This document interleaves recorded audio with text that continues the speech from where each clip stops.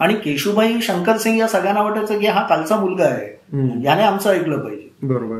मोदींचं पुन्हा एक वैशिष्ट्य याच्यात असं की ते तक्रार करत कधी बसले नाही. त्याच वेळी त्यांनी बरोबर सगळं गुजरातसाठी जे काही राजकारण खेळायचं होतं, डावपेच खेळायचे होते, ते खेळून ते गुजरातचे मुख्यमंत्री म्हणून झाले. पण त्यापूर्वी त्यांच्या आयुष्यामध्ये हे एक आलेलं होतं की जेव्हा शंकरसिंग वाघेला, केशुभाई पटेल यांचं जे जेव्हा सरकार होतं तेव्हा गुजरातमध्ये देखील त्यांना लुटबूट करण्यासाठी बंदी घातलेली होती आणि दिल्लीत त्यांना सगळं बसताना हलवावं लागलं होतं सगळं. तर तेव्हा ते खरोखरीच मोदी तेव्हा म्हणजे याच्यावर आपण एक विजय मिळू शकू या सगळ्या संकटावरती असं त्यांना कुठे तेव्हा वाटत होतं.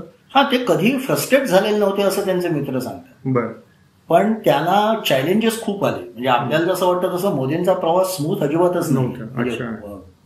विरोधी पक्ष काँग्रेस किंवा यांनी केलेली टीका वेगळी, भाजपत त्यांना इतके शत्रू होते त्यावेळी. शत्रू म्हणण्यापेक्षा स्पर्धा होती. आणि केशुभाई शंकरसिंग या सगळ्यांना वाटायचं की हा कालचा मुलगा आहे, याने आमचं ऐकलं पाहिजे. बरोबर. आज जसं कर्नाटकमध्ये डी.के. शिवकुमार आणि सिद्धरामय्या यांच्यात चालल्यानं त्या पद्धतीचं तेव्हा गुजरातमध्ये झालं. वाघेला वर्सेस केशुभाई पटेल. आणि डी.के. शिवकुमारांकडे जशी एक ऑर्गनायझिंग कॅपॅसिटी आणि हे सगळे तसंच तेव्हा मोदींकडे होती. पण मोदी जननेता नव्हते, जसं डी.के. नाही. त्यामुळे त्यांना मर्यादा होत्या. ते जननेता झाले गुजरात दंगल झाल्यानंतर. पण या मंडळींना त्यांनी बरोबर म्हणजे हे सगळं आव्हान पेललं.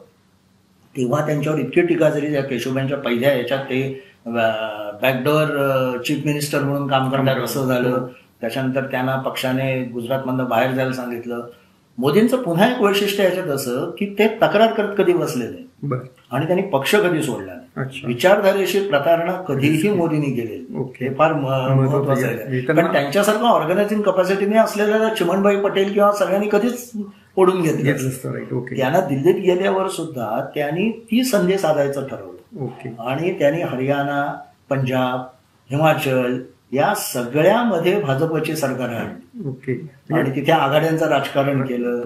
प्रवक्ते झाल्यानंतर कारगिलच्या वेळी उत्कृष्ट प्रवक्ता म्हणून कामगिरी केली आणि वाजपेयींचा राग होता तो थोडा कमी केला. आणि नंतर मग त्याच वेळी त्यांनी बरोबर सगळं गुजरातसाठी जे काही राजकारण खेळायचं होतं, डावपेच खेळायचे होते, ते खेळून ते गुजरातचे मुख्यमंत्री म्हणून झाले. ते सरळपणे झालेलं नाही, डावपेचं राजकारण केलेलं आहे. सर, गुजरातमधला जो दंगलींचा जो मुद्दा आहे त्याचा मोठा एक डाग मोदींच्या सगळ्या कारकिर्दीवरती लागलेला आहे. तर खरोखरीच त्या डागाबद्दल मोदी नंतर काही बोललेले नाहीयेत, म्हणजे तुमच्या पुस्तकामध्ये ते आलेलं आहे. तर तो डाग अजूनही त्यांचा जो पिछा करतो आहे का, त्याबद्दलची वस्तुस्थिती काय आणि तुमचंही आकलन काय याबद्दलचं काय? आता तो डाग तेवढा त्यांच्यावरचा म्हणजे त्यांच्या पाठलाग करत नाही, काही ठराविक वर्तुळात सोडलं तर. बरं. मोदींवर तो डाग किंवा मोदींना त्याबाबत दोषी धरलं गेलं ते मुख्यतः गुजरात बाहेरच्या लोकांकडे. गुजरातमध्ये त्याच्यावरनं कधीच त्यांच्याबाबत आक्षेप नव्हता, ते मी डिटेल सगळे दिले. प्रश्न असा आहे की इनकॉम्पिटन्स हा जर का भाग घेतला तर ज्या प्रभावीपणे किंवा ज्या कणखरपणे मोदींनी ती दंगल हाताळायला हवी होती तशी ती हाताळली गेली नाही, ही वस्तुस्थिती. पण त्यावेळे मोदींना सत्तेवर येऊन फक्त 3 महिने झाले होते आणि त्यांची निवडणूक होऊन म्हणजे ते निवडून आल्याला फक्त 3 दिवस झाले होते, तेव्हाही अचानक दंगल झाली. त्यामुळे प्रशासन आणि सर्व गोष्टीवर ज्या पद्धतीचं आज मोदी जसे दिसतात, पूर्ण ताकद त्यांची, त्यांचा होल्ड कंट्रोल जो आहे आणि त्यातनं टीकाही होते, तशी तेव्हा असण्याची शक्यता फार कमी होती. त्यामुळे ते डायरेक्टली रिस्पॉन्सिबल म्हणजे ते जे अनेक आरोप केले जातात की त्यांनी फोन केले, हे केले, त्यातला एकही सिद्ध झाला नाही. राघवन समितीचे डिटेल अहवाल आहे आणि त्यांनी भरपूर त्याच्यात इन्व्हेस्टिगेशन केलं. ज्या लोकांना पोलिसांनी सोडलं होतं, पोलिसांनी त्यातल्या जवळजवळ 13 का 17 मी दिल्या डिटेल्स त्याच्यात, त्या केसेसमध्ये परत राघवननी चौकशी करून पकडलं त्या लोकांना. ही माया कोडनानी वगैरे सर्वांना जेलमध्ये जायला लागलं. त्यामुळे राघवन आणि ते सुप्रीम कोर्ट त्याच्यावर लक्ष ठेवलं होतं. त्यांना कुठेही त्याबाबत मोदींचा डायरेक्ट हस्तक्षेप आहे असं आढळलं किंवा त्यांनी पोलिसांना किंवा दंगेखोरांना एक फ्री दिला असंही आढळलं नाही.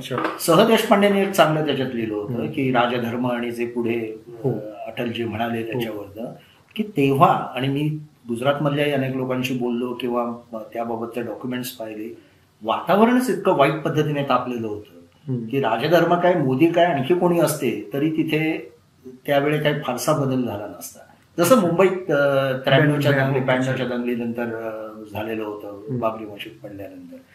झालं असं की मोदींना म्हणजे मोदी टार्गेट कसे झाले, म्हणजे मी याच्यात जो एक मुद्दा मांडलाय की भारतात त्यापूर्वी अनेक दंगली झालेल्या होत्या. गुजरातमध्ये तर गुजरातमध्ये अहमदाबादमध्ये एका वेळेत 90 दिवस कर्फ्यू होता. 90 दिवस दंगली गुजरातला नवीन नव्हत्या. त्याची कारणं पण मी दिली, कारण गुजरात हे असं का झालंय याची कारणंही दिली आणि मोदी असे का झाले, म्हणजे काँग्रेस विरोध किंवा या गोष्टी का झाल्यात त्याचं जडणघडणीत मी ती कारणं दिली आहेत. पण त्यामुळे तिथे दंगल उसळणं किंवा हे होणं हा काही आश्चर्याचा भाग नव्हता. ज्या इफेक्टिव्हली त्यांनी कंट्रोल करायला हवी होती त्याच्यात ते थोडे कमी पडले हे नक्की आहे. पण या आधीच्या अनेक ज्या दंगली झाल्या होत्या किंवा भारतात अन्यत्र झाल्या होत्या तिथे कधीही मुख्यमंत्र्याला जबाबदार धरलेलं नव्हतं. हे एकमेव मुख्यमंत्री असेल की ज्यांना 11 तास त्यांची व्यवस्थित चौकशी केली गेली. त्या अमित शहाना अर्थात ती वेगळ्या कारणासाठी झाली, दंगलीबद्दल झाली, पण यांच्यावर जे सातत्याने प्रहार झाले, सुप्रीम कोर्टात बाहेर सगळ्या केस झाल्या, सगळे म्हणजे न्याय यंत्रणा ही पूर्ण ताकदीने शोधकार्यात काम करत होती.